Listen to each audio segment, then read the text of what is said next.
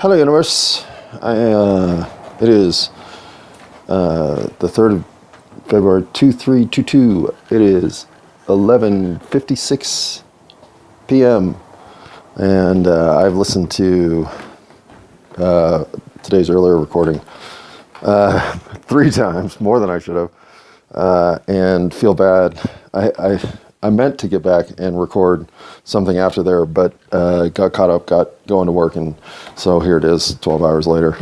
And and it's not that I don't know why. I certainly did not mean to break down in episodes 1 and 2, and I cut myself off on episode 2 in a way that, boy, I don't know. Revisiting some of these childhood stories there might be more pent-up emotion there than I know about. Maybe this acting in ways that I know I am not is going to reveal some discomfort personally that I guess I didn't realize I was harboring. I mean, I'm all for unveiling discomfort and letting it fly off and get out of my system. So I'm not ashamed in any capacity. I'm not even ashamed in the measurement of volume that could be considered a generous globule form of saran wrap. Even in that scale, these things hit me out of left field. And I believe you'll see that in the recordings. I go from jovial to blubbering in a matter of seconds.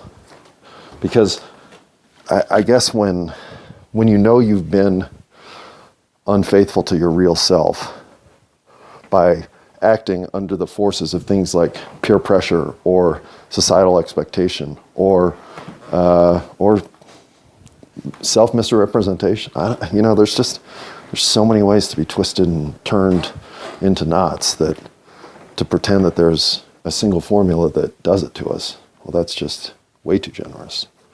Or at least, much like Einstein, I have not figured out the human soul to the level that I can put it down into one all-encompassing formula.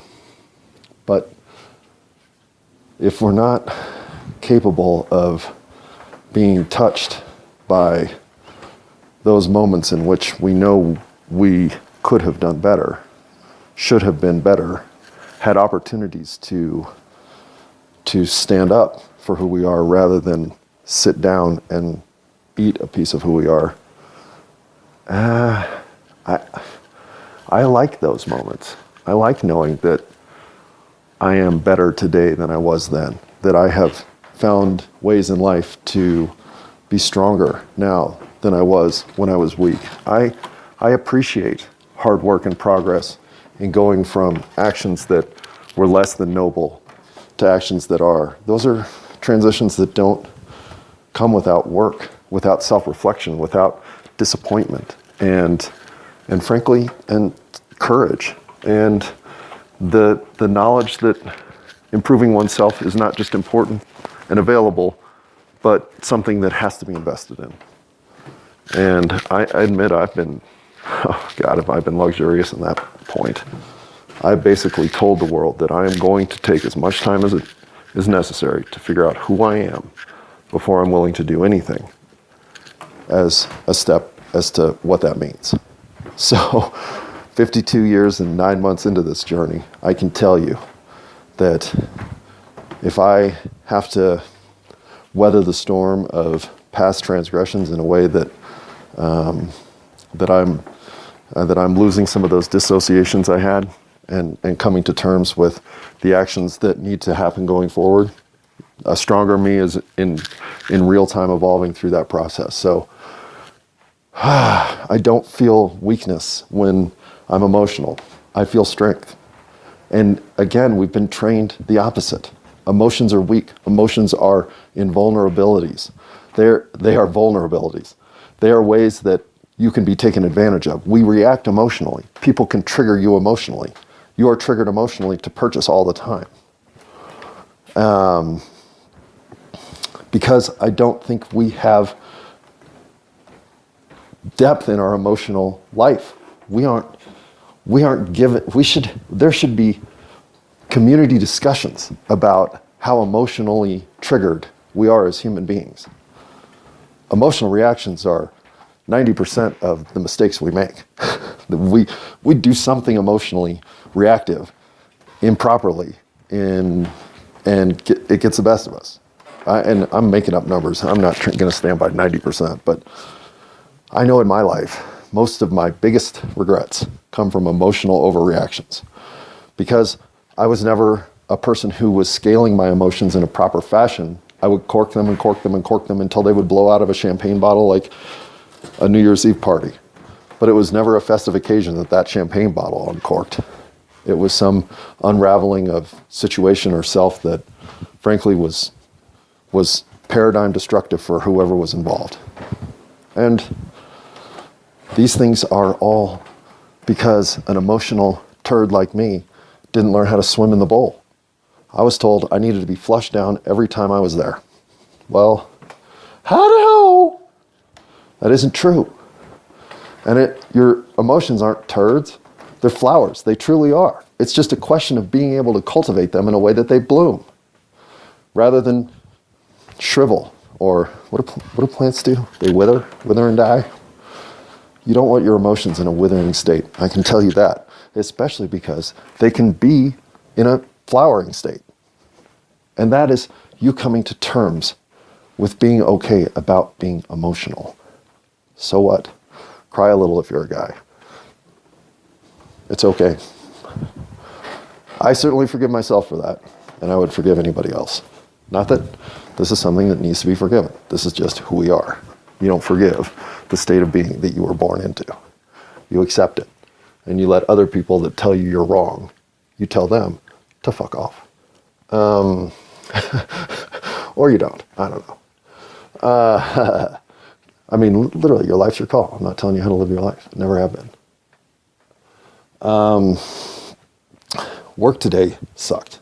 And it didn't, work's easy, so it doesn't suck. But couple things. COVID is disruptive. Of things like mops. Can't get a mop. So certain jobs are just getting done with tools like squeegees that are inefficient and don't get the job done. And I don't like doing a job that requires a simple tool that you can't get, like a hammer. In fact, I have 3 mops. I'm tempted to take one to work so I can do a better job than what we do. And that's not even my frustration, although COVID is kind of my frustration. My bigger frustration is that I can't tell you how many times during a shift I have to talk myself out of hating my job or wanting not to be there, because in corporate America today, everyone is told what they're doing wrong. No one is told what they're doing right. And that's bullshit. And it's not even that I define myself through my work. I don't. And yes, I've had to train myself, and the only way to get trained if you're training yourself is to be told what you're not doing right. So the next time you do that part right, then they can tell you what else you're not doing right. Because there's no one there to tell you how to do it right, so you just have to learn by what you did wrong. Again, this is destructive teaching. This is why we don't teach kids in high school by throwing them in a pit and then telling them everything they did wrong. That's what corporate America is doing to us right now. And honestly, I have more self-esteem than to put myself through that. It is abusive behavior. And yeah, you can tell me, suck it up and get to work. It's a freaking job. It's called work because it's not fun. Okay. All right. I told you I feel even a social obligation to the cause to put in my time to make sure that I am paying my way for things like roads and sidewalks that I appreciate, that I know I didn't build. So I'll happily do what I have to do to make sure that the systems that were here in place when I got here are running smoothly, because they need efficient labor to stay fluid for everybody else. I'm part of that game. Of course I'm participating. And in some ways, that tells me to SF. What is it? STFU? And I kind of agree. That's the best argument against. But that doesn't mean the workplace has to be abusive, especially working in a grocery store. I mean, are you kidding me? This is not challenging. This is a very repetitive cycle of food receiving and food selling. We do basically the same work every single day.